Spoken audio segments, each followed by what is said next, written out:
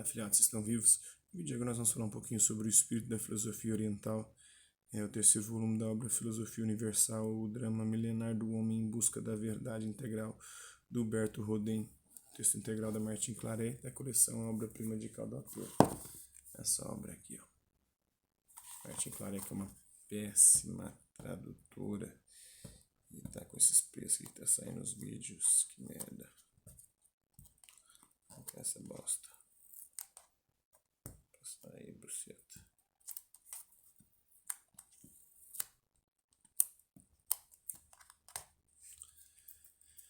Pronto. Vamos aí ao espírito da filosofia oriental, né?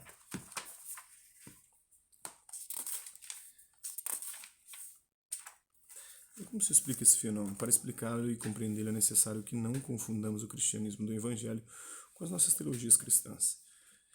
Estas não passam de tentativas para interpretar aquele, de fato, porém, nenhuma das nossas teologias eclesiásticas é idêntica ao cristianismo do evangelho. Por um conjunto de circunstâncias históricas, a marcha do evangelho tomou rumo oeste, partindo de Jerusalém, porque a Europa era o grosso do Império Romano então civilizado. O Oriente era quase desconhecido e dificilmente acessível. Mas como os povos que integravam o Império dos Césares possuíam uma cultura espiritual rudimentar, foi a mensagem do Cristo moldada pela ideologia desses povos que a interpretaram segundo a medida da sua capacidade. O grosso do cristianismo primitivo era composto de escravos do Império Romano e das hordas bárbaras que, pelo norte e pelo leste, o invadiram. Que outra coisa podiam os chefes da igreja adolescente fazer senão ensinar a essas grandes crianças morenas e louras as verdades do Evangelho numa forma muito primitiva? O que causa estranheza é que, até o presente dia, a teologia eclesiástica não tenha modificado essencialmente sua estrutura primitiva, visceralmente infantil. A era atômica em que acabamos de ingressar e que representa um clímax da maturidade intelectual da humanidade é um tremendo desafio ao espírito medieval das teologias eclesiásticas, provocando verdadeira crise espiritual no homem moderno. O ateísmo soviético, a rejeição do nosso cristianismo tradicional por parte da Rússia não é senão um dos sintomas típicos dessa evolução pseudo-cristã do Ocidente. É de praxe e bom tom considerar cristãs as democracias do Ocidente e anticristãos os países comunistas e agora os árabes, né? Mas isso é uma política barata e desleal. Na realidade, não há em nossas democracias maior cabedal de cristianismo real do que na Rússia e seus satélites, ou na China, né, ou em Cuba. Há sim mais teologia eclesiástica que pouco ou nada tem a ver com a alma do Evangelho do Cristo. Ora, possuindo os povos do Oriente uma cultura filosófica e espiritual 2 ou 3 vezes mais antiga que o Ocidente, nunca aceitarão o cristianismo na forma primitiva das nossas teologias eclesiásticas, que manda crer cegamente sem abrir a porta para um saber superior. A criação do mundo e do homem, pecado e redenção, a concepção antropomorfa de Deus, o destino da alma após morte, céu e inferno, a eficácia mágica dos sacramentos, a infalibilidade de um homem ou de um livro, tudo isso vem apresentado de um modo tão primitivo que nenhuma pessoa de espírito mais evoluído pode aceitar no Oriente, né?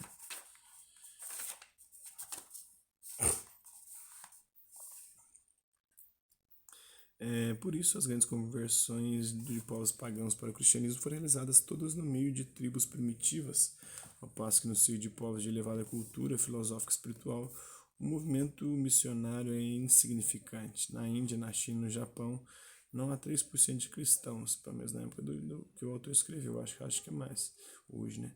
Nem jamais assumirá proporções de grande expansão enquanto a teologia eclesiástica ainda toda primitiva e medieval não mudar de mentalidade e assimilar melhor a profunda espiritualidade do Evangelho do Cristo.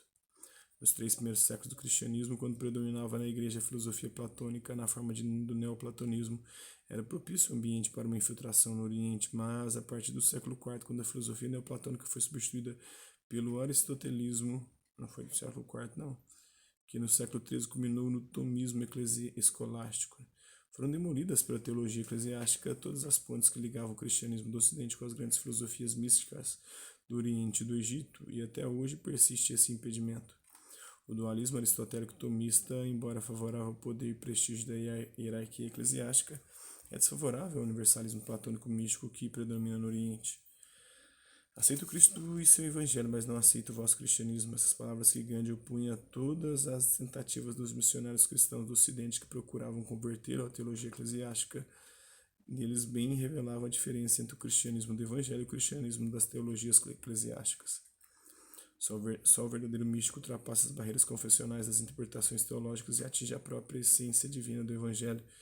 Nesta forma sem forma, é o cristianismo uma mensagem dirigida à humanidade como tal, quer do Ocidente, quer do Oriente, quer do primeiro ou do 10º século, quer dos séculos 20, 50 ou 100, quando algum dia os homens forem capazes de compreender o Evangelho em seu verdadeiro caráter e a própria filosofia se despojar de todas as suas limitações humanas. Então será perfeita a afinidade entre esta e aquele. Por ora, a alma do Evangelho tem maior afinidade com o espírito da filosofia oriental, ao passo que o corpo humano do nosso cristianismo teológico se coaduna melhor com a filosofia do Ocidente.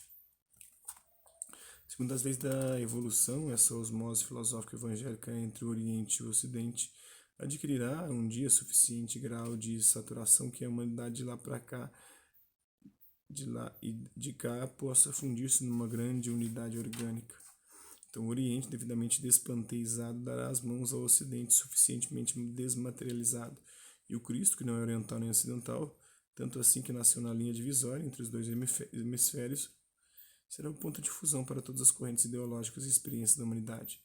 O verdadeiro cristianismo não é uma igreja ou seita, mas sim uma realidade cósmica, que será assimilada por aqueles que atingirem suficiente grau de evolução para despertarem dentro de si o reino de Deus. Será que a filosofia é aplicável à vida?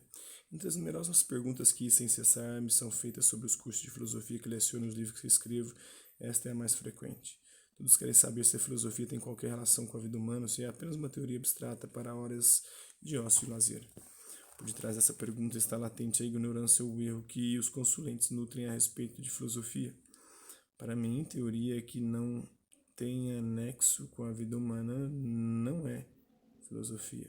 O fim primário da verdadeira filosofia, da filosofia perenes, é precisamente este: dar ao homem uma norma de vida firme e indestrutível, um roteiro seguro de pensar e agir de maneira que possa atingir a plenitude da sua evolução e destarte, alcançar imperturbável felicidade.